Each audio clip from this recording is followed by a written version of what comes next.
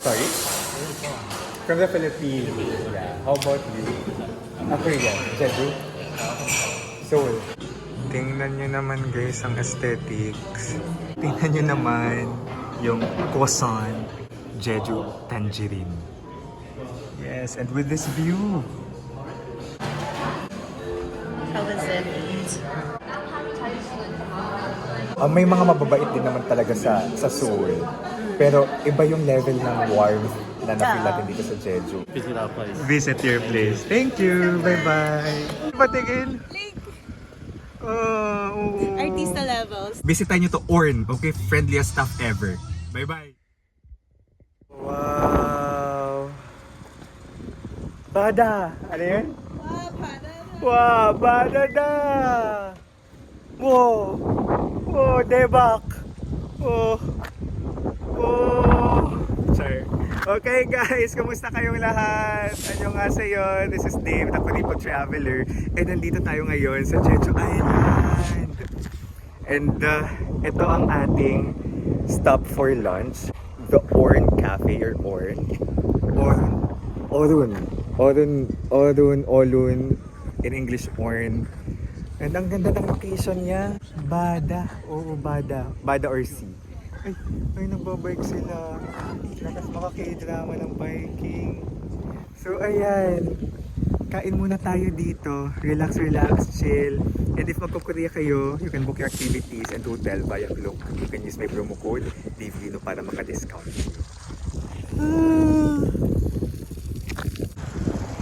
We do think that's Halasan, the highest or tallest mountain in Korea.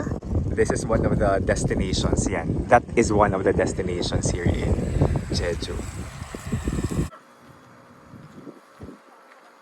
Aesthetic shot.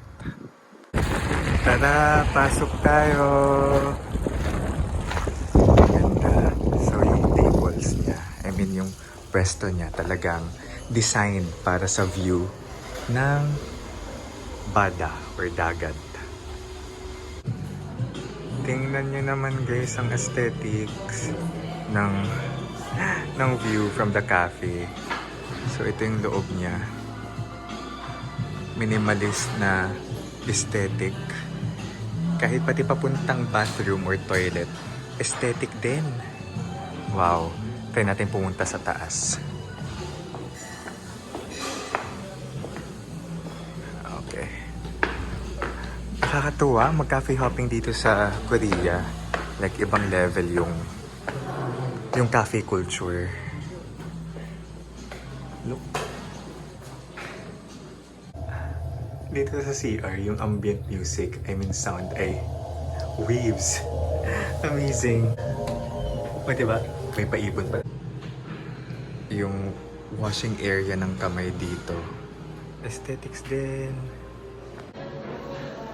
Aesthetic.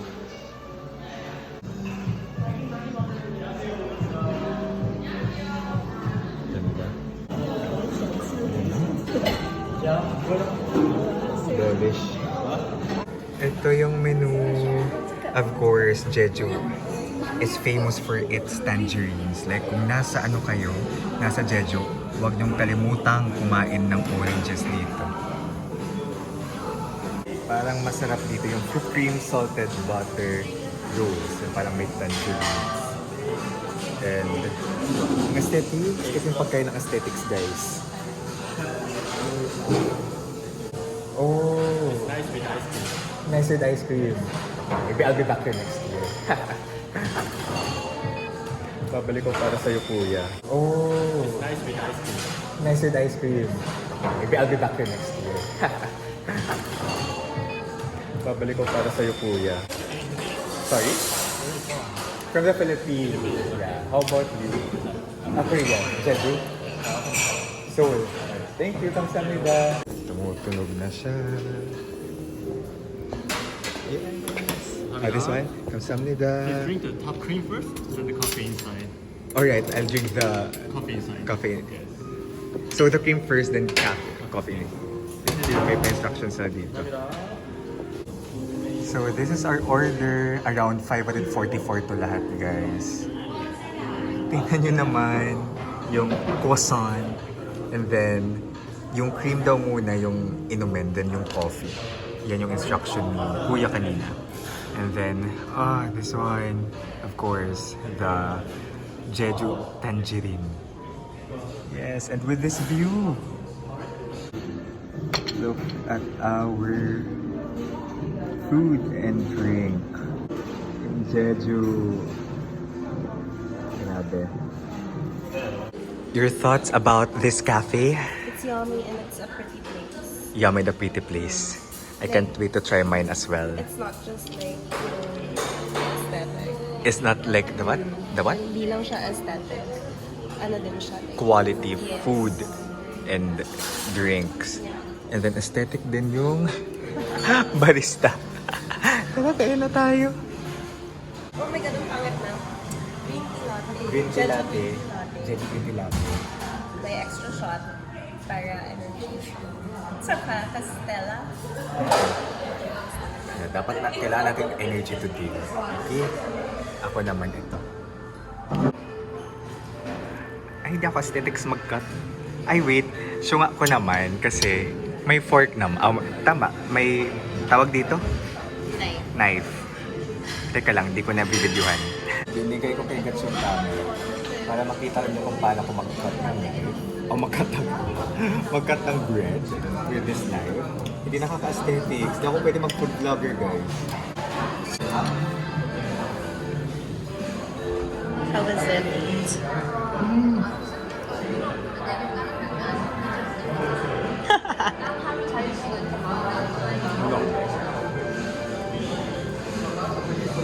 Bali may cheese. May cheese, may cream, Ah, really? May cheese? may orange. Like And- cream cheese? I think yung cheese siya. Tapos parang may taste ng cheese. Tapos the orange tangerine makes it so different. Aww. Ang ganda ng pagkakamix ng flavors. Food vlogger yarn. Tulad ng tinatanong mo laki sa akin, saan ako dinala? Saan ka dinala? Siyempre, Jeju has the sweetest oranges. Ito naman tayo natin itong orange latte natin. Oh my gosh, wait lang. Sabi ni Kuya kanina dapat inuna yung cream before yung coffee.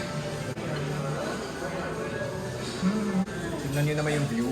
Habang uminom tayo guys. Appreciate. Ang sarap. Tunay yung sinabi ni Gats, hindi lang siya pang aesthetics. Top tier din yung food and drinks.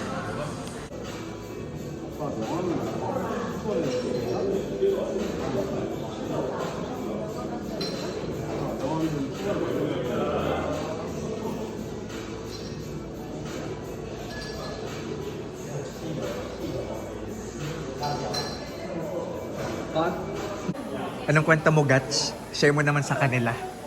Anong Wala. kinakatakutan? Saan ka na-intimidate? Kasi yung pag nag-shopping ka, tapos like, pagtatanong ko kung magkano, syempre, may alam ka ng onting Korean. Sabi mo, ayan, ajuma online, yo. Tapos sasagot sila talaga in Korean, tapos dire-diretso naman ba yun? Wait lang, hanggang doon lang po ako. Hanggang Olmaya yun lang tayo. Ang funny. Ocho, ano na yan? Sabi nila. Kausap nila po. Ganyan din. Experience ko din yan sa taxi. Alam mo yan yung first dating ko sa Korea. Parang, Olmaya? Tapos pag sinagot ka na, wait lang. Pakitang gilas lang ako na may alam akong Korean. Pero hindi na po kita masasagot. For the experience lang ba? May call yung online. Sabi ko, Ochon. Okay, sige, Ochon. Yes. Pero mamaya may sinasabi na kung ano-ano, kung ano ang tinuturo, ganyan. Tapos biglang iba na yung sinasabi. Iba na sinasabi, di mo na mag-gets. Oo. Pero ayun. Pero at least si Gats kahapon nabigyan siya ng libreng pen ba yun? Ballpen. Because she tried to Korean speak. ako. Sa tuwa yung hangin. I think natutuwa tayo sa pag-try, no? Oo. Nice. Nice key takeaway yun from yesterday.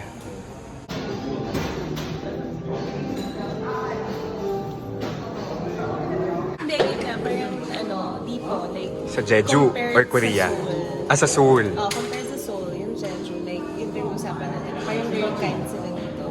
Na parang sobrang totoo. Kasi upwards sa nagbibigay sila ng like, free stuff pag shopping tayo. Like, kanina, like, pagpasok ko dito sa cafe naman. Like, mag-isa lang ako pumasok, diba? Tapos, parang, ang unang bati agad ng bartender, nakangiti agad siya. Tapos parang, masaya. So, mapangiti ka din agad. True. Maganda agad yung mood mo. Parang, Yeah. sige, bilhin ko lahat. Charis. Oh. Asa na sendera. Oh, kasi malaking bagay for me yung interaction with people. As an extrovert, as a relationship builder Yeah. na kind of person. Natanong sa akin yan actually ni Ate Ana. Like kung nagta-travel ka, ano yung anong pinakamalaking factor para ka sumaya? Ako talaga tao. And this year, na-travel sa Korea, happy naman ako na we are met nothing but with kindness. Tulad ng sabi mo kanina, dito pa lang sa cafe. I think yung culture din kasi, the Seoul at saka dito is very different. The Seoul mabilis. Ayan. Tapos dito parang slow lang. So parang may time sila para like mag-smile. Alam mo yun, tumatang sila sa Seoul very serious na ano. Like diba yung sinabi ko sa'yo, yung nagkapasa ako kasi sumakay ako ng bus. Tapos Lumarga agad. kakasakay ko pa lang, umano na siya, umabante na siya. So lumusot yung kamay ko dun sa hawakan. So nagkapasa ako here. Tapos parang wait lang, di ba? Kaya ka nga may malaking mirror para makita mo kung nakaupo na yung ano. And it's not as if ang bagal ko. Wala lang. So parang, yun nga, nagmamadali. Ganun yung ano nila, yung vibe sa Seoul. That's not to say na hindi siya nice. Like, obviously, ang ganda ng Seoul, lalo na at night, ganyan, di ba? Pero, iba, doon mo makikita yun. So, depende na lang sa trip mo din as a person kung anong hanap mo pag nasa ibang country ka. Pero ang ganda din na yung trip na to is like, the experience natin both sides. At least for me, kasi first time ko sa Korea. Both sides. Isang very fast pace, isang very slow pace. So, makikita mo yung paano yung nag-reflect sa tao na nakarelate. To be fair naman, may mga mababait din naman talaga sa Seoul. Pero iba yung level ng warmth na na-feel natin dito sa Jeju. Tapos, yung sinasabi mong about sa bus, yun yung napansin ko kagabi kasi di ba nag-transportation ako, nag-bus. First sakay ko, second sakay ko, hindi pa ako nakakaupo. Hindi, akala ko may sasakay pa. Ako na lang palang hintay na makaupo kasi nakastop yung bus. So, inintay lang ako makaupo para sa Lumarga. So, Opposites, di ba? Opposite, yeah. Ayun, it's so nice. Play go, guys. Busin ko lang yung akin.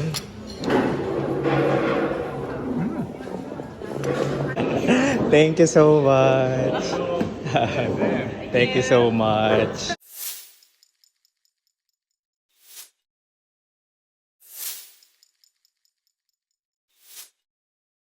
You are the brother of the owner. Invite our Filipino friends to come. Please visit our place. Visit your place. Thank you. Bye-bye. Tara, ang bait. Kaya pala ang bait niya kasi kapatid niya yung owner. Bakit? Ha? Ang pogi. Na-starstruck ka. Ay, Bibuti naisipan mo mag-selfie para may picture ka rin. Oo, dahil lagi na lang. Ikaw lang. Sige. Tara. Hi. True. Let's go. Patingin. Artista levels. Artista levels, Like, sabi nila, kasi Koreans, lahat sila pogi. Hindi. Iba yun, no? Iba Yung to. features niya. Diba? Nice. Let's go. Yung Orn Cafe, actually, that was, napatagal tayo dito, pero feeling ko sulit naman. Chill lang muna. Chill. Ang bait ng staff. Gusto ko lang magpicture sa may side ng ng counter. Lumabas talaga sila. Tapos yung may-ari, tinawag lahat. Nakaka-overwhelm yung pagiging nice ng mga taga Jeju. Actually, taga Seoul daw siya. Pero, ang nice. So, tada guys. So that's our experience dito sa Orn. Itong favorite kong experience sa cafe so far. Yung Orn. Oo. Yung view, friendliest staff, no? Tapusin ko na dito guys. Thank you so much for watching. Ganda ng experience dito. No? Yes, I agree. Finale yung pinaka yung pa-selfie ni Gatch. Kasi hindi ka rin nagpahuli. Yung selfie. Deserve ko din ang Deserve mo picture, eh. Dave. Akala ko hindi ka into it na magpapapicture sa mga staff. Pero ito kasi yung Iba to friendliest. oo. Ito ang friendliest. Bisitahin nyo to Orn, okay? Friendliest staff ever. Bye-bye!